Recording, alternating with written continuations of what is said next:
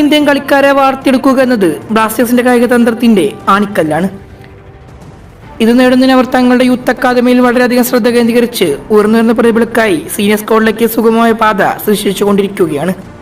ഉദാഹരണത്തിന് കഴിഞ്ഞ സീസണിന് മുന്നേടിയുള്ള ഒരു മാസ പരിശീലനത്തിനായി അക്കാദമിയിൽ Vipin Mohan Greek first division ക്ലബായ OFA ക്രിസ്റ്റിലേക്ക് മാറിയിരുന്നു. ഇരട്ട സഹോദരന്മാരായ മുഹമ്മദ് ഐമനും അസറും സമാനമായ പരിശീലനത്തിനായി പോളിഷ് ക്ലബിൽ പോയിട്ടുമുണ്ട്. ബ്ലാസ്റ്റേഴ്സിനൊപ്പമുള്ള വുക്കോവിച്ചിന്റെ 3 വർഷത്തെ കാലത്ത് രാഹുൽ KP ഹോർമിപ്പാൻ, ജിക്സൺ സിംപൂട്ടിയ തുടങ്ങിയ കളിക്കാർക്ക് കാര്യമായി കളിസമയം നൽകിയപ്പോൾ ടീമിന്റെ പ്രധാന കളിക്കാരായി മേൽപ്പറഞ്ഞവർ വളരുകയും ചെയ്തു.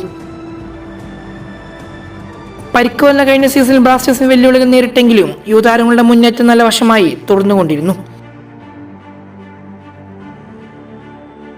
ഇന്ത്യ സൂപ്പർ ലീഗിലെ മറ്റു പല ക്ലബ്ബുകളും വലിയ തുക കൊടുത്ത് വൻകിട താരങ്ങളെ സ്വന്തമാക്കുമ്പോൾ യൂത്ത് സിസ്റ്റത്തിലൂടെ വളർന്നു വന്ന താരങ്ങൾക്ക് കൂടുതൽ അവസരങ്ങൾ കൊടുത്ത് വികസിപ്പിക്കുന്നതിലാണ് ബ്ലാസ്റ്റേഴ്സ് ശ്രദ്ധ കൊടുക്കുന്നത്. ആ പദ്ധതിയുടെ ഫലങ്ങളിൽ ഒന്നാണ് വിപിൻ മോഹൻ എന്ന മിഡ്ഫീൽഡർ.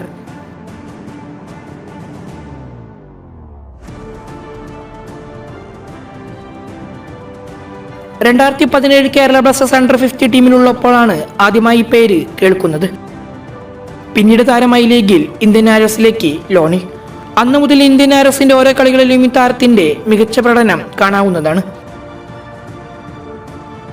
ജിക്സണും പൂട്ടിയും അടക്കിയുമാണ് ബ്ലാസ്റ്റേഴ്സ് മധ്യനിരയിലേക്ക് വിപിൻ വന്നത്. ഒരു പകരക്കാരനായിട്ടാണെങ്കിലും പതിയെ അയാൾ ടീമിലെ സ്ഥിര സാന്നിധ്യമായി തുടങ്ങിയിരുന്നു.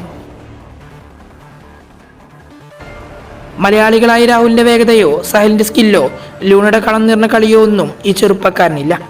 എന്നിരുന്നാലും മധ്യനിരയിലെ കളിയുടെ ഗതി മനസ്സിലാക്കി കളിമനയാൻ 21-കാരൻ അറിയാമെന്നത് അയാൾ എന്നെ തെളിയിച്ചു കഴിഞ്ഞു. അതുകൊണ്ട് തന്നെ ബ്ലാസ്റ്റേഴ്സിന്റെ മുന്നേറ്റങ്ങളിൽ ഈ തൃശ്ശൂരുകാരൻ ഒരു നിറസാന്നിധ്യമായി മാറിയിട്ടുണ്ട്.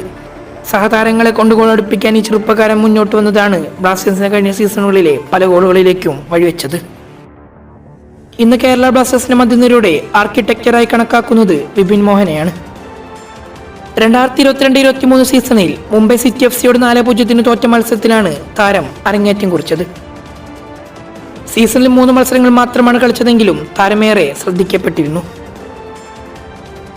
സെൻട്രൽ മിഡ്ഫീൽഡ്, ഡിഫൻസീവ് മിഡ്ഫീൽഡ് പൊസിഷനുകളിൽ ഒരുപോലെ തിളങ്ങാൻ കഴിയുന്ന വിപിൻ ഈ സീസണിലും ടീമിന്റെ മധ്യനിരയെയും ഡിഫൻസിനെയും കേന്ദ്രീകരിച്ച് കളിക്കുമ്പോൾ മധ്യനിരയുടെ ആർക്കിടെക്ചറെ പോലെ തോന്നിപ്പിക്കുന്നതിൽ തെറ്റ് പറയാനാവില്ല. വിപിന്റെ ഏറ്റവും സവിശേഷമായ കഴിവ് പന്ത് പാസ് ചെയ്യുന്നതിലെ കൃത്യതയാണ്. മികച്ച പാസുകളും അത് കൃത്യമായി പൂർത്തിയാക്കാൻ കഴിയുന്നത് കൊണ്ട് തന്നെ ആദ്യ സ്ഥാനം ഏറെക്കുറെ ഉറപ്പായിട്ടുണ്ട്. തന്റെ പ്രായത്തേക്കാൾ പക്വതയേർന്ന പ്രകടനമാണ് വിപിൻ മൈതാനത്ത് കാഴ്ചവെക്കുന്നത്.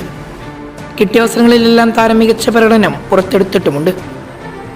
കൂടുതൽ അവസരങ്ങൾ ലഭിക്കുന്നതോടെ ഇനിയും മികച്ച പ്രകടനം നടത്താനും കൂടുതൽ മെച്ചപ്പെടാനും വിപിന് കഴിയുമെന്നതിൽ യാതൊരു സംശയമില്ല.